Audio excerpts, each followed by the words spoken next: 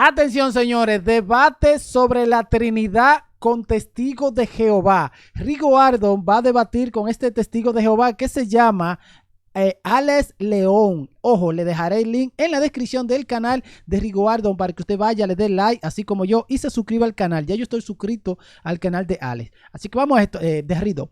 Vamos a esto, señores. Denle like, suscríbanse al canal. Dale play.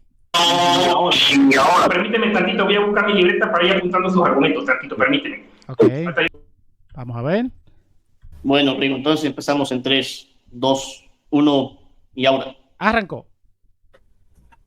Muy bien, hermanos. Vamos a empezar esta exposición definiendo qué es la Trinidad. Bueno, la Trinidad es la doctrina cristiana que enseña que existen tres personas distintas en un solo Dios verdadero y que estas tres personas tienen una misma sustancia divina. Y así lo explica el Catecismo en su numeral 253. Cito, la Trinidad es una. No confesamos tres dioses, sino un solo Dios en tres personas. La Trinidad consubstancial. Bueno, es que sobre esto ya nos habló en el siglo IV el padre oriental San Atanasio de Alejandría en su credo de Atanasio, cuando dijo, así pues, el Padre es Dios, el Hijo es Dios y el Espíritu Santo es Dios. Y sin embargo, no son tres dioses, sino un solo Dios.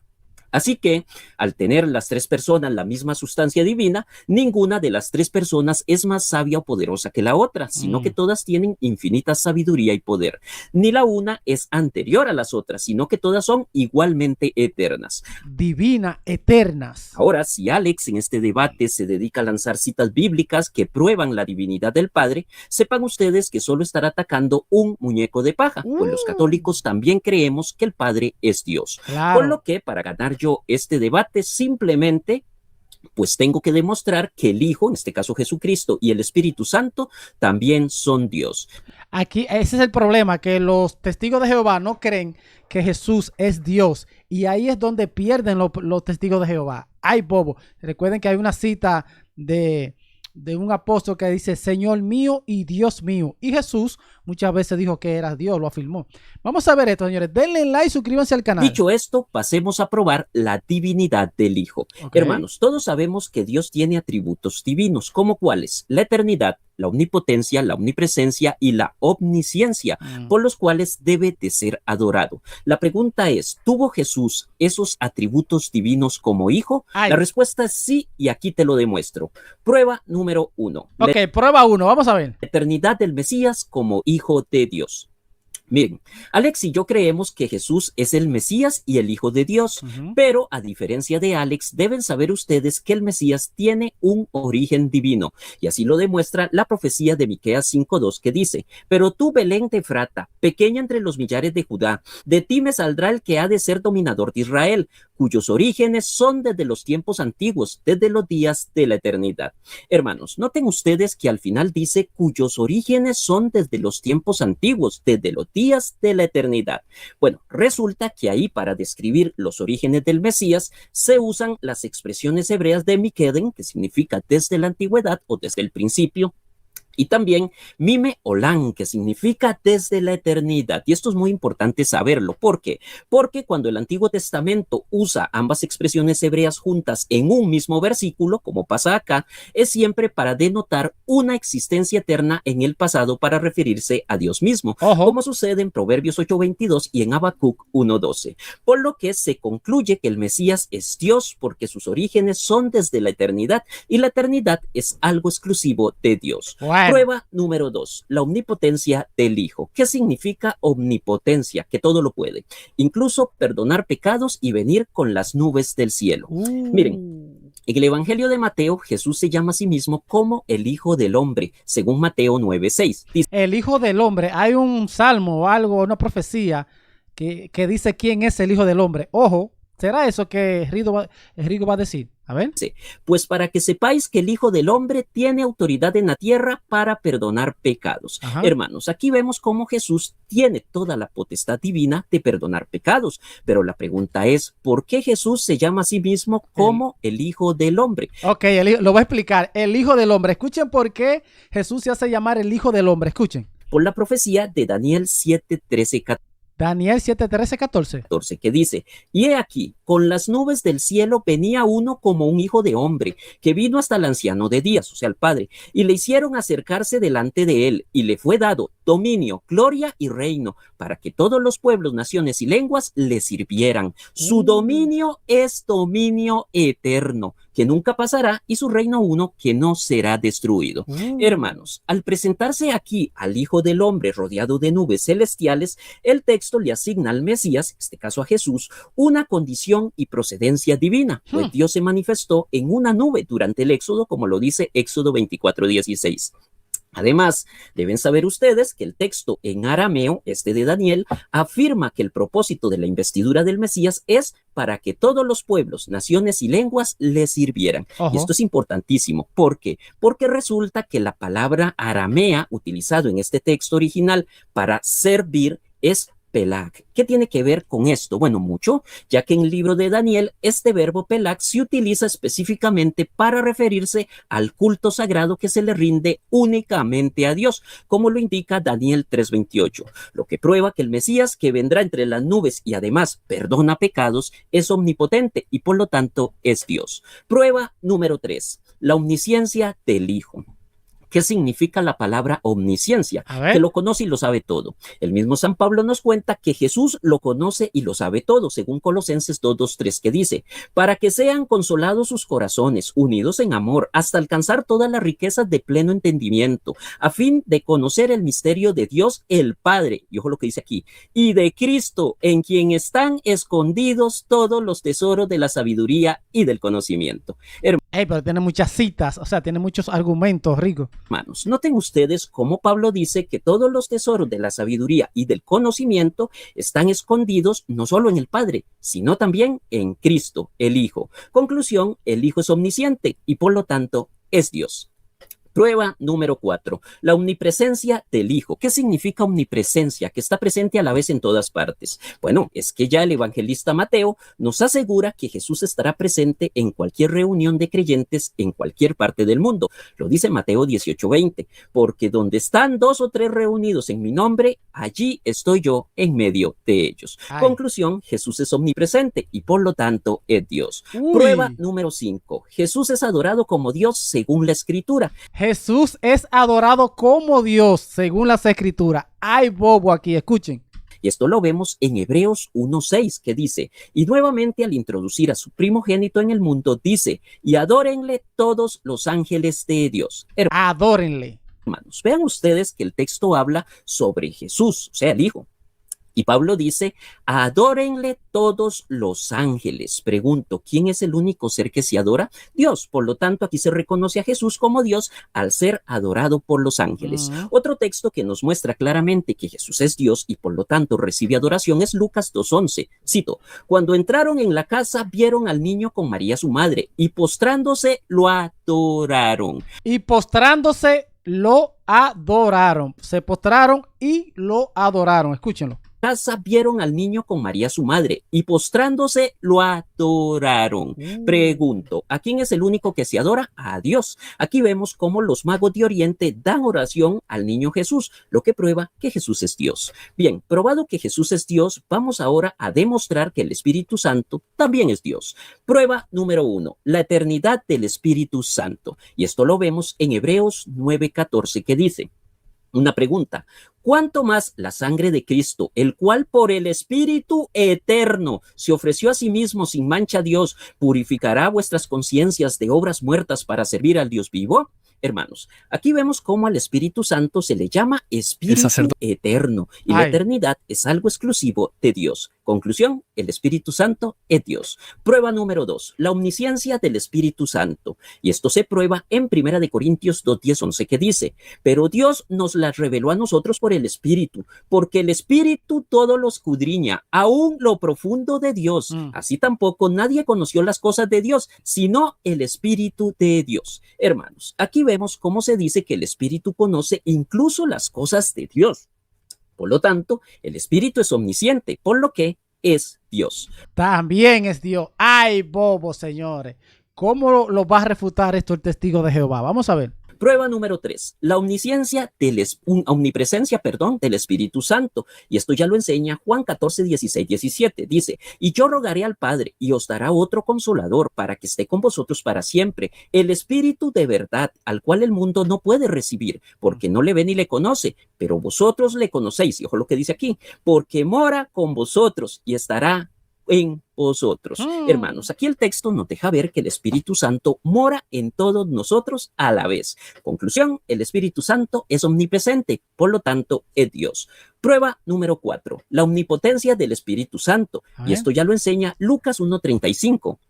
Dice, respondiendo el ángel le dijo, el Espíritu Santo vendrá sobre ti y el poder del Altísimo te cubrirá con su sombra. Por eso el niño santo que nacerá de ti será llamado Hijo de Dios. Hermanos, en este pasaje el ángel le explica a la Virgen María cómo concebirá a Jesús, igualando la obra del Espíritu Santo directamente con el poder ilimitado de Dios. Conclusión, el Espíritu Santo es omnipotente, por lo que es Dios.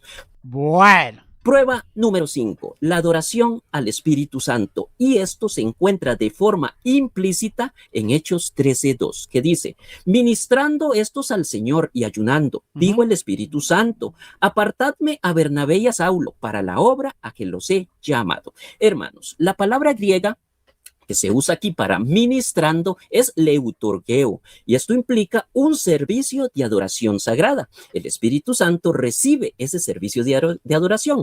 Otro texto que demuestra la divinidad del Espíritu Santo es Mateo 12:31, donde habla Jesús y dice, por eso os digo, todo pecado y blasfemia se perdonará a los hombres, pero la blasfemia contra el Espíritu Santo no será perdonada, ni en este mundo, ni en el venidero.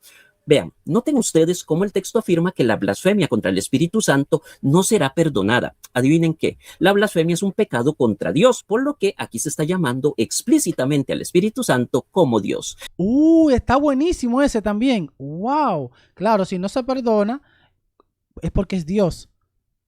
¿Cómo fue que lo explicó? Espérate. Blasfemia contra el Espíritu Santo no será perdonada. Adivinen qué, la blasfemia es un pecado contra Dios, por lo que aquí se está llamando explícitamente al Espíritu Santo como Dios. Demostrado que el Hijo y el Espíritu Santo también son Dios, pasemos ahora sí a probar la Santísima Trinidad en conjunto con la Biblia. Hermanos, todos sabemos que sí hubo un desarrollo teológico posterior, pero esto ya tenía un germen no solo en los padres de la Iglesia, sino también en la Sagrada Escritura. Y esto ya lo vemos con algunas prefiguraciones de la Trinidad en el Antiguo Testamento. Por ejemplo, vayamos a Génesis 1:26. Y dijo Dios, hagamos al ser humano a nuestra imagen, como semejanza nuestra. Vemos en este pasaje cómo Dios habla en plural y dice hagamos. Y aquí Dios no le habla a los ángeles, como dicen los testigos de Jehová, pues dice hagamos. O sea, se refiere a crear. Y los ángeles no son creadoras, sino criaturas. ¿Por qué Dios dice, el Padre dice hagamos? Si los ángeles que están allá no son creadores, no son Dios.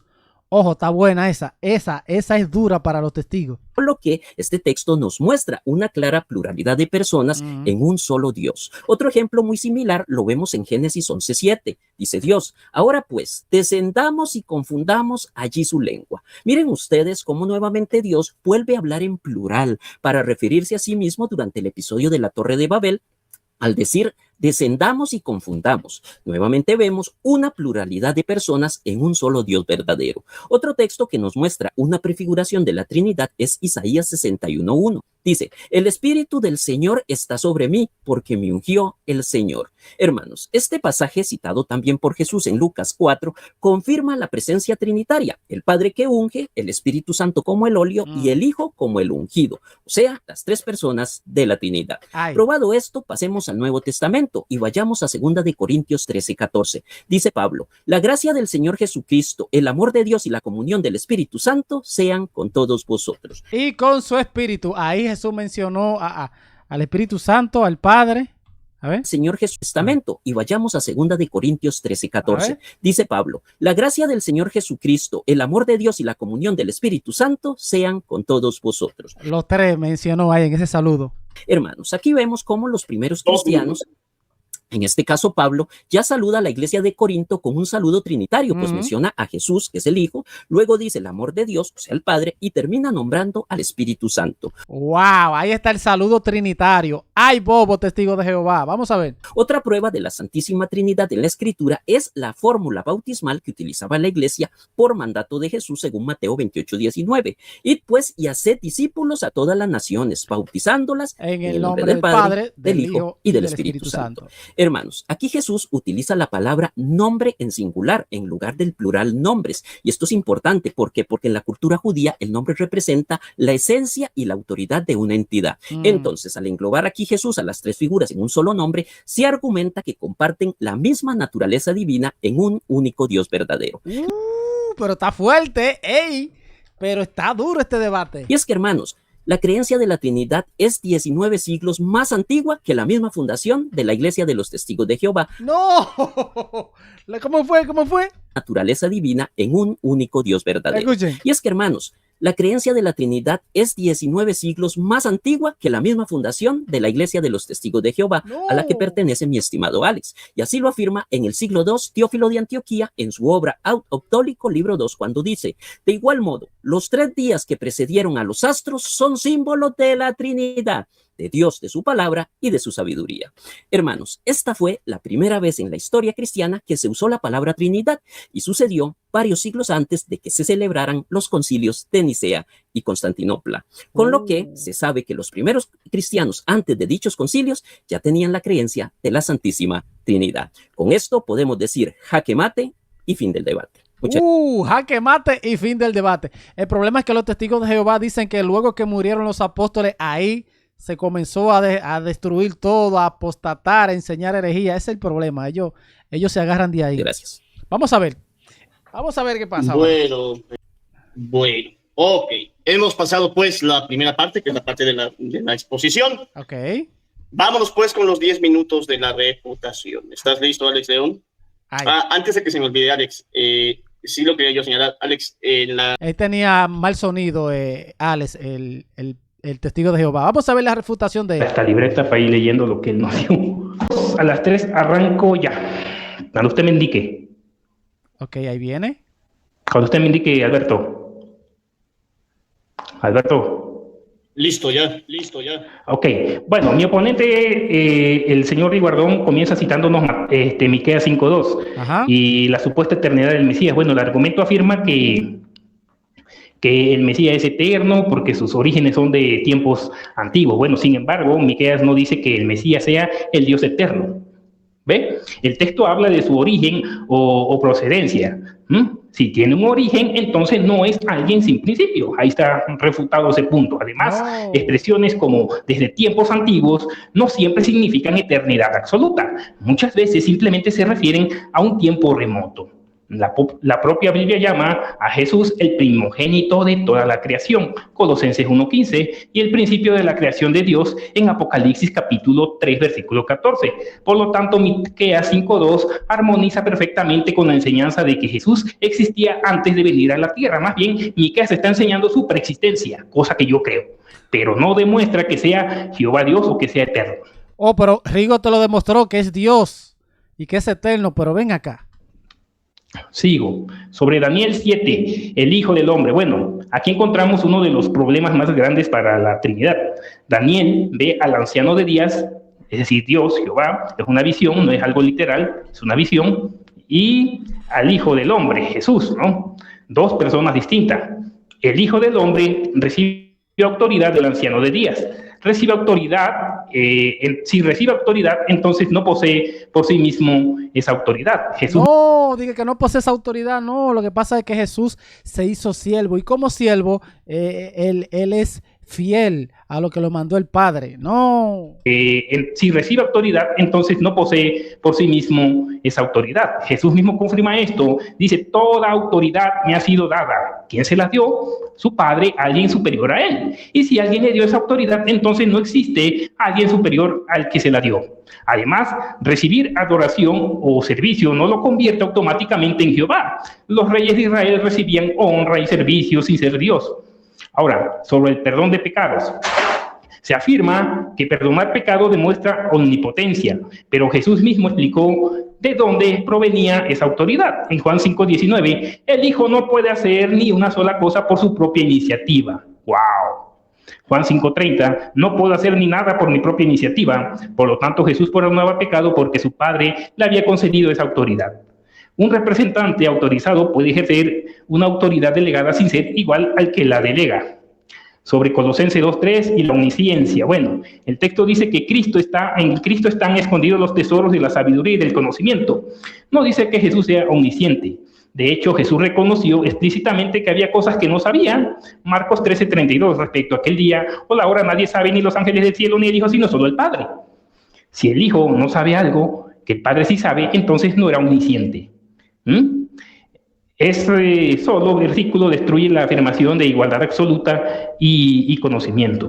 Ahora sobre Mateo 18:20 y la omnipresencia. Bueno, el texto dice, donde están 2 o 3 reunidos en mi nombre, allí estoy yo en medio de ellos. Esto no prueba omnipresencia. Tampoco Jehová estaba con Israel sin que eso significara que abandonara el cielo. La negación, señores. La Biblia habla frecuentemente de presencia mediante poder, apoyo o representación. Además, después de resucitar, Jesús permanece sujeto al Padre. Primero a los Corintios, capítulo 15, versículo 27 al 28, enseña que incluso en el futuro seguirá sometido al Dios.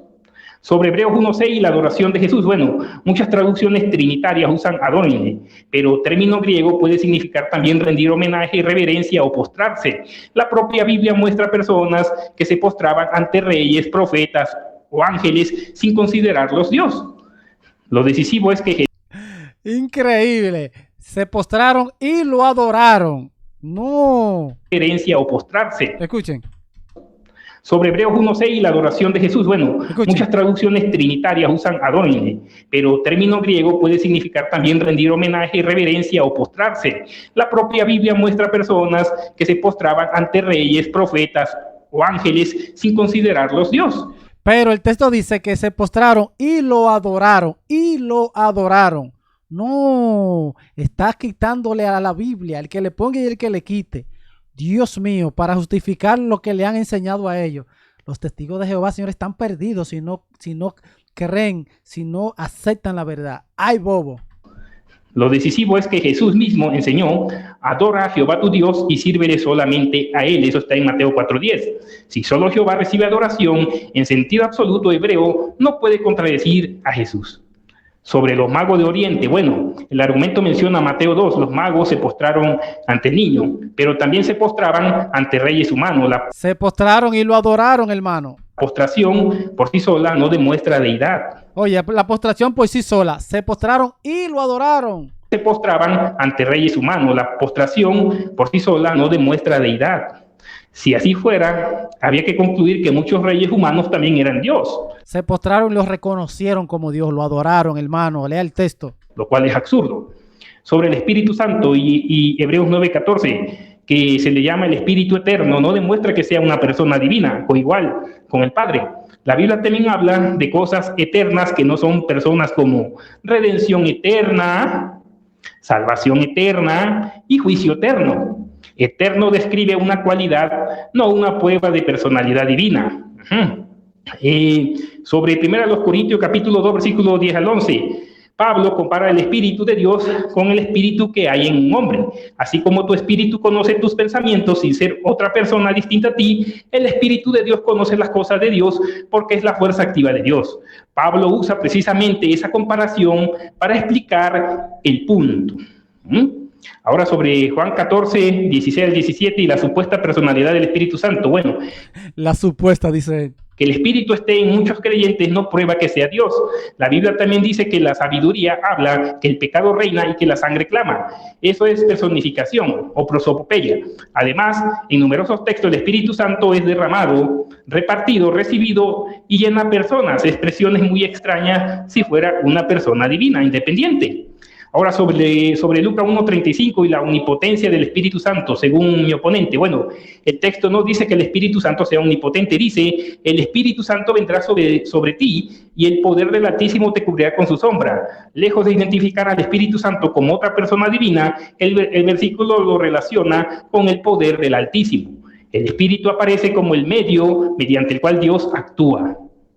El problema principal que queda sin responder es, aunque el expositor, mi oponente, intente demostrar que Jesús y el Espíritu Santo poseen atributos divinos, evita los textos donde Jesús reconoce claramente la superioridad del Padre.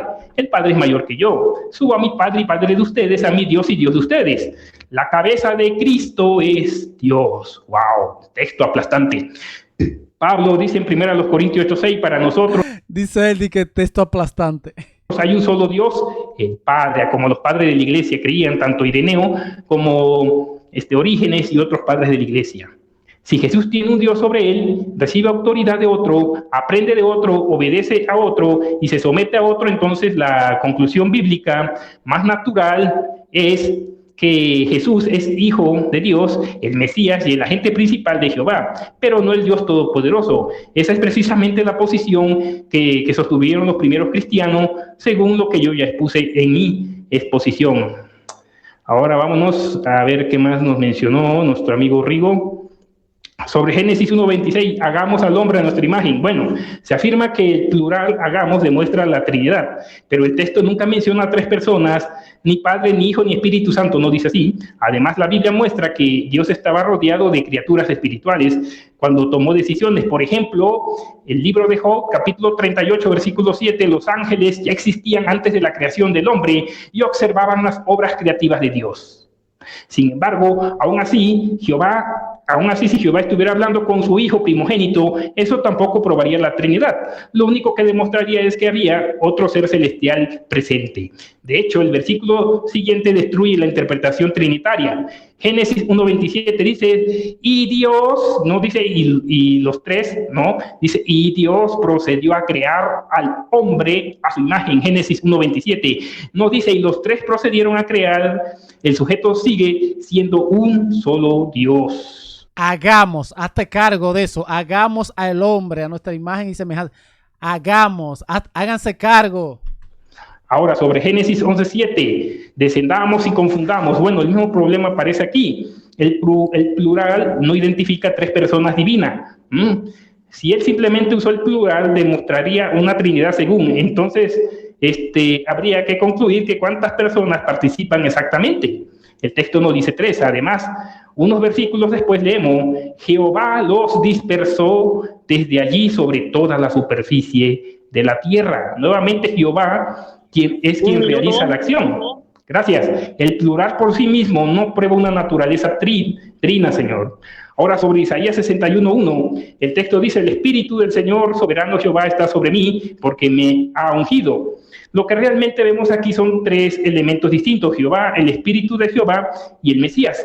Pero la existencia de tres elementos distintos no demuestra que los tres sean un solo Dios. Tampoco igualdad. De hecho, el Mesías es el ungido, no el que unge. Y quien unge siempre ocupa una posición superior al ungido. Sobre 2 Corintios 3:14, este es uno de los argumentos más frecuentes. Pablo menciona al Señor Jesucristo, a Dios y al Espíritu Santo, pero mencionar juntos a tres no significa que sean un solo Dios. Y el mismo Nuevo Testamento aparecen juntos Dios, Cristo y los ángeles. ¿Serían una trinidad ellos? No, los seres humanos también vemos que aparecen ahí, sin que eso implique igualdad y naturaleza. Si la simple mención conjunta probaría la Trinidad, entonces habría que concluir que cualquier lista de tres entidades constituye una prueba doctrinal. También vemos que el texto... Tiempo, señores, están perdidos los protestantes, bueno, en este caso los testigos de Jehová, perdidos, señores. Vamos a escuchar la contrarrefutación ahora de Rigo Ardo, señores. Están negando todo aquí, están negando todo. Denle like, recuerden que les dejaré el link en la descripción del canal de Rigo Ardo. Vamos a ver qué sucede aquí. Vamos a esto. Permíteme porque voy a escribir lo que él diga. Vamos allá. Al Padre, por lo cual cita la Shema. Ok, vamos a ver. 3, 2, 1, ahora. Arrancó. Muy bien. Alex me cita la Shema Paulina en 1 Corintios 8:6 para afirmar que solo hay un Dios que es el Padre, por lo cual Jesús no es Dios. Bueno, eso es falso. De hecho, el término hebreo para uno en ese pasaje es had, que a menudo se refiere a una unidad compuesta, como la Trinidad. Y eso lo vemos en Génesis 2:24, refiriéndose a una unidad compuesta. Dice, por tanto dejará el hombre a su padre y a su madre, y se unirá a su mujer, y será una ejad sola carne. Además, el señor Alex no debería hacer toda una doctrina basándola en un solo pasaje bíblico fuera de contexto, ya que en otras partes la fuera de contexto. Biblia sí se nos prueba que Jesús es Dios, como por ejemplo cuando el apóstol Tomás le llama a Jesús después de resucitado, mi Señor Adonai y mi Dios, según Señor mío y Dios mío. Uy, ¿por qué Jesús no le dice, no me llame Dios, que yo no soy Dios? Escúchalo. Ya que en otras partes la Biblia sí se nos prueba que Jesús es Dios, como por ejemplo cuando el apóstol Tomás le llama a Jesús después de resucitado, mi Señor Adonai y mi Dios, según Juan 20:28. Aquí Jesús no corrigió a Tomás ni lo reprendió por llamarlo Dios. Y eso en la cultura judía, pues no corregir esto habría sido una blasfemia muy grande si eso fuera falso. Claro. Que demuestra que Jesús se aceptó que Él es Dios. Ahora, Alex, ¿qué pasó? Dios, eso suena como muy New Age, muy nueva era. Bueno, eso es falso. La Biblia le atribuye al Espíritu Santo características de persona. Por ejemplo, primero, tiene voluntad propia, según 1 Corintios 12:1. Segundo, puede ser entristecido, según Efesios 4:30. Tercero, habla, enseña y da testimonio, según Juan 15:26. Hermanos, una fuerza impersonal no tiene sentimientos ni enseña nada. Claro. Está refutado. Alex dice que Mateo 28:19 no se refiere a una trinidad. Bueno, eso es una interpretación personal de él, pero vamos a ver qué enseñaban los primeros cristianos sobre este texto de Mateo 28:19.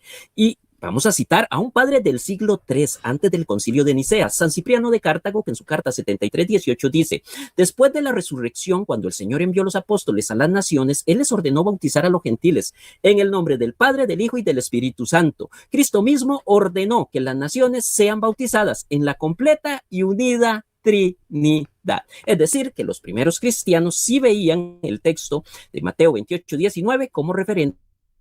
Luego, Alex cita. Está lento un poquito el internet de ahí. Señores, pero yo analizando, cuando los testigos de Jehová bautizan, no bautizan en el nombre del Padre, del Hijo y del Espíritu Santo. Hasta por ahí están complicados ellos. Tienen muchos problemas.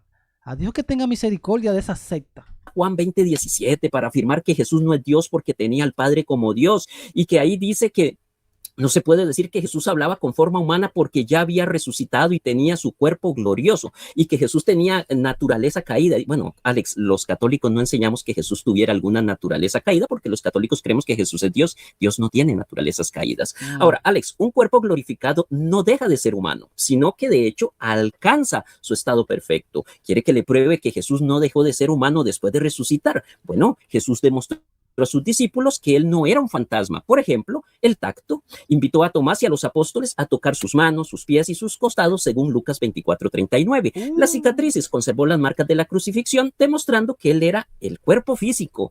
También la alimentación. ¿Por qué? Porque Jesús comió pescado delante de ellos para probar que su sistema digestivo y físico era real, según Lucas 24:41. No soy un espíritu, soy yo mismo. Ahora, si Jesús no tenía forma humana, entonces, señor Alex, dígame una cosa. ¿Qué forma tenía después de resucitado? ¿Divina? Eso tiraría por la borda su argumento de que Jesús no es Dios. Ahora, Alex cita Colosenses 1:16 para afirmar que Jesús fue el primer creado, por lo tanto es una creación y no es Dios. Eso es falso, hermanos. A Alex se le olvidó leer todo el contexto del texto. Veamos qué dice desde el verso 15, Colosenses 1:15-17. Él, o sea, Jesús, es la imagen del Dios invisible, el primogénito de toda creación, porque en él fueron creadas todas las cosas, las que hay en los cielos y las que hay en la tierra, visibles e invisibles, sean tronos, dominios o principados, sean potestades. Todo fue creado por medio de él y para él, y él es antes de todas las cosas. ¡Ay, bobo! Y él es antes de todas las cosas. De él y para él, y él es antes de todas las cosas, y todas las cosas en él subsisten.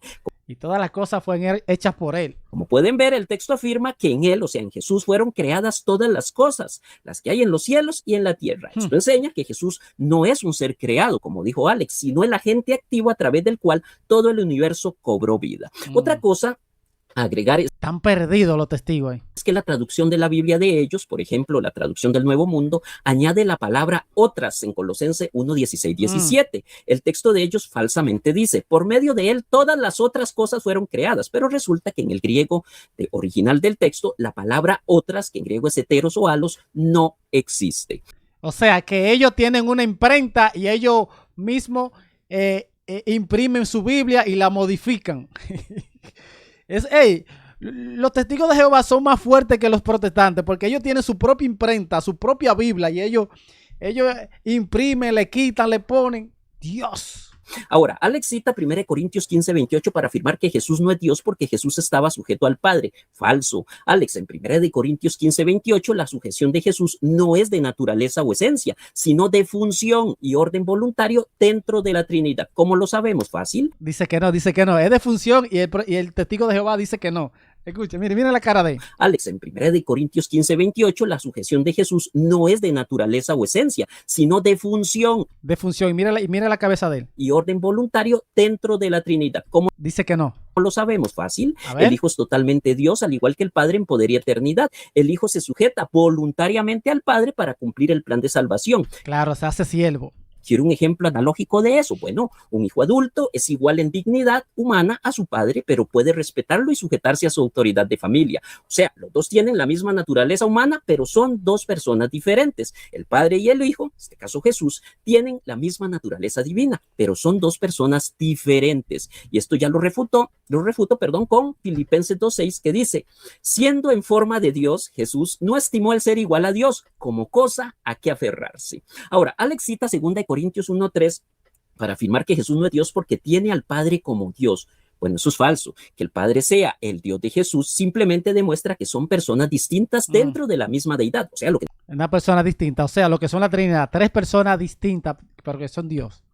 El Dios de Jesús simplemente demuestra que son personas distintas dentro de la misma deidad, o sea, lo que enseña la Trinidad. Si Jesús fuera el Padre, no podría hablar con él ni llamarlo su Dios. Por lo tanto, el texto apoya la distinción de personas trinitarias. Ahora, refutemos a Alex con 2 Corintios 4:4. Pero una ametralladora, Ardo. Dios de este mundo cegó el entendimiento de los incrédulos para que no les resplandezca la luz del evangelio de la gloria de Cristo, el que es la imagen de Dios. Aquí Pablo, hermanos, escribe que el diablo ciega a los incrédulos para que no vean.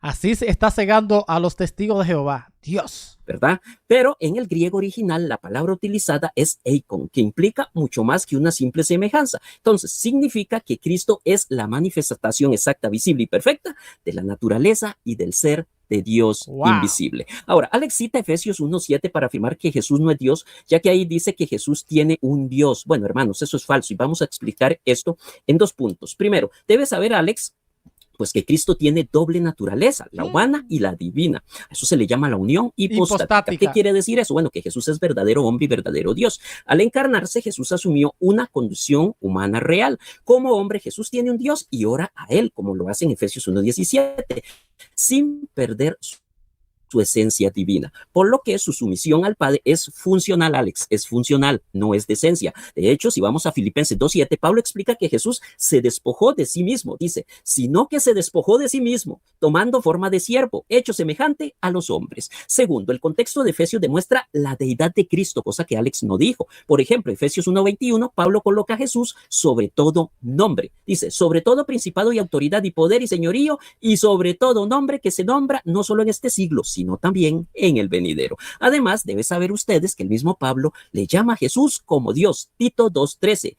nuestro gran Dios y Salvador Jesucristo. Ahora, Alex cita Apocalipsis 3:12 para afirmar que Jesús no es Dios porque tenía un Dios, claro, porque lo dice desde su naturaleza humana sin perder su naturaleza divina. Sin perder, muy buena la aclaración. Ahora, paso a demostrar con el mismo Apocalipsis que Jesús es Dios. Por ejemplo, si vamos a Apocalipsis 1:8, Dios Padre se autodomina el alfa y la omega, el principio y el fin. Pero resulta que al final del libro, en Apocalipsis 22:12-13, es Jesús mismo quien adopta exactamente esos mismos títulos. Dice, yo soy el alfa y la omega, el primero y el último, el principio y el fin. Conclusión. Jesús es Dios. Alex dice falsa porque en la Biblia no aparece la palabra Trinidad. Bueno, eso es falso. En la Biblia y en la historia del cristianismo de los primeros 19 siglos, tampoco existía una iglesia llamada Atalaya o Testigos de Jehová. No, claro, porque si no aparece la palabra Testigos de Jehová, tampoco aparece la palabra Atalaya, Testigos de Jehová, no aparece Trinidad. En la Biblia no aparece la palabra Trinidad. Bueno, eso es falso. En la Biblia y en la historia del cristianismo de los primeros 19 siglos, tampoco existía una iglesia llamada Atalaya o Testigos de Jehová. Sin embargo, a pesar de eso, Alex pertenece a esa iglesia. Por lo tanto, es una falacia non sequitur. Una cosa no sigue a la otra. Alex dice que a Jesús se le llama el primogénito, por tanto era un ser creado. Falso. Un minuto. En el contexto bíblico, hermanos, la palabra primogénito, que en griego es prototokos, denota preeminencia y soberanía, no orden de nacimiento-creación, como dijo Alex. Jesús es el heredero de todo, no parte del creado. Además, el versículo 16 dice que por medio de él, o sea, de Jesús, fueron creadas todas las cosas, lo que implica que él no pudo ser creado. Ahora, finalmente, Alex me cita Miqueas 5:2, que no habla de la eternidad y divinidad del Mesías. Pero, hermanos, para Miqueas 5:2 lo vamos a dejar para la próxima. Todo fue creado por él. ¡Ay, bobo, señores! Si ustedes quieren ver lo que va a contestar el testigo de Jehová, vaya al canal de Rigoaldo, que le dejaré el link en la descripción para que usted vaya, se suscriba y lo vea completo. Señores, díganme ustedes qué opinan de esta secta, de esta interpretación, estas enseñanzas de los testigos de Jehová. Hay que orar mucho por ellos, mucho, porque de verdad no creen en la Trinidad, no creen que Jesús es Dios. Tan complicado, señores. Vamos a leer todos los comentarios. Los leo.